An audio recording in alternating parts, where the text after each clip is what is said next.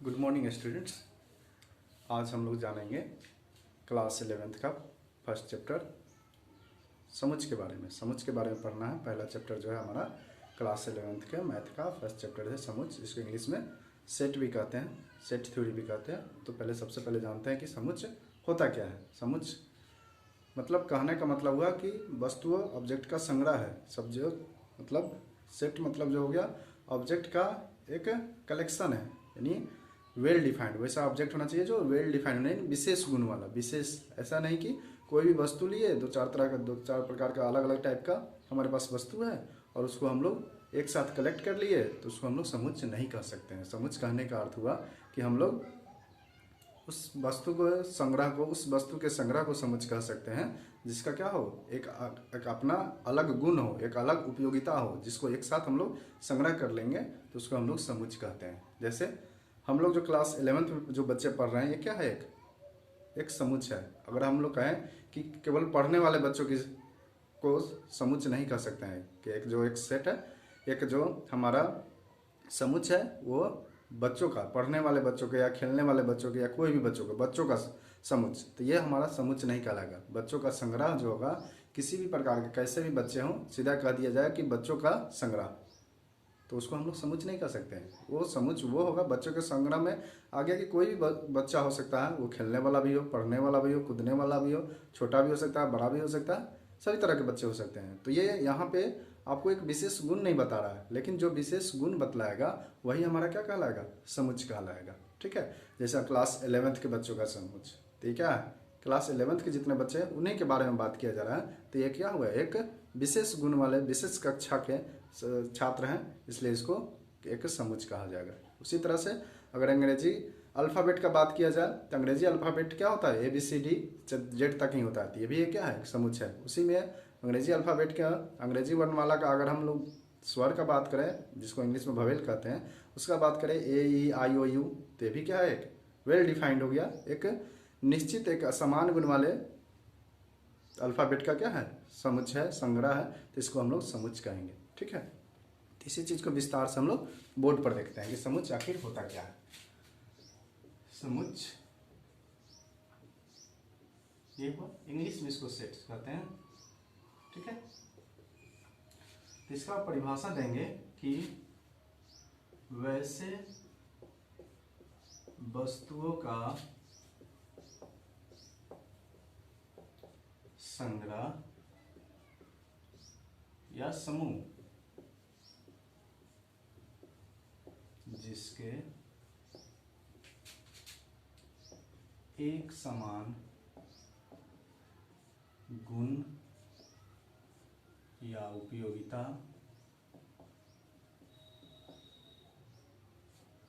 या पहचान हो, उसे समुच्च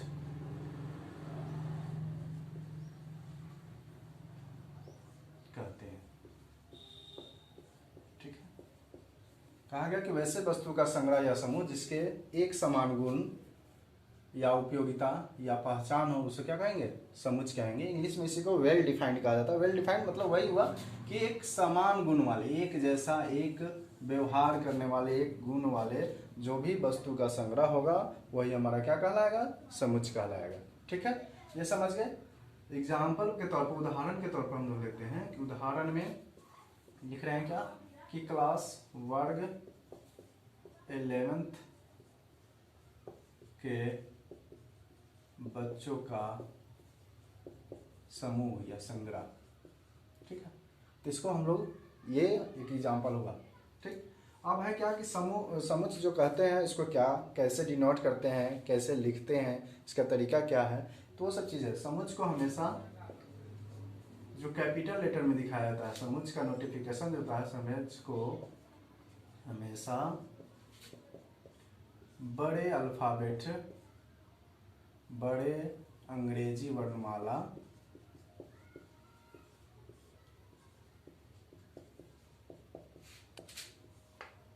के अक्षरों से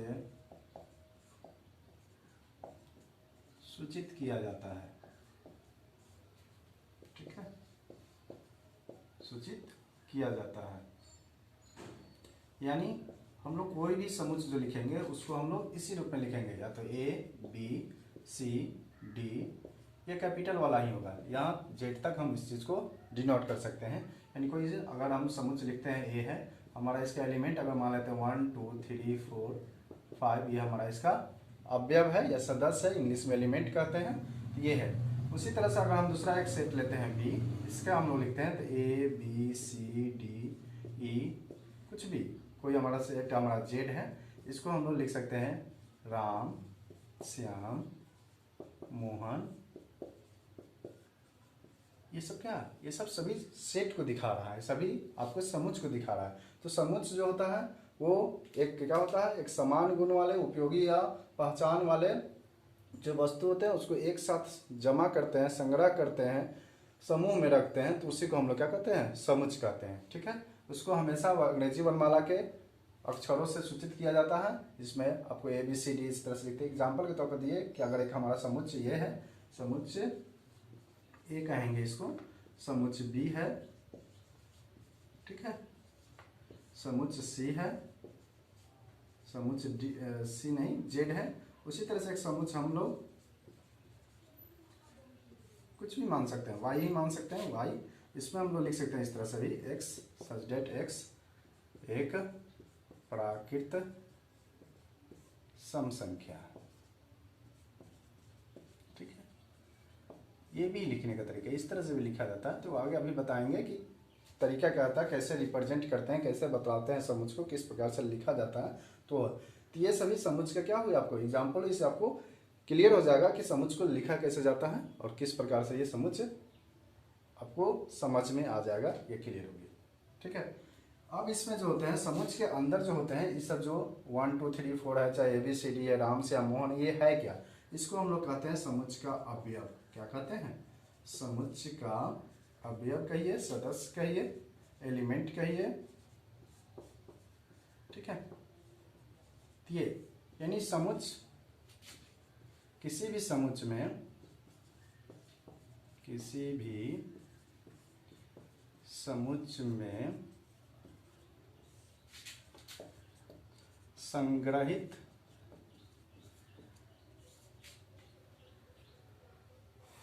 वस्तुओं को, वस्तु कहिए या पदार्थ कहिए, पदार्थों को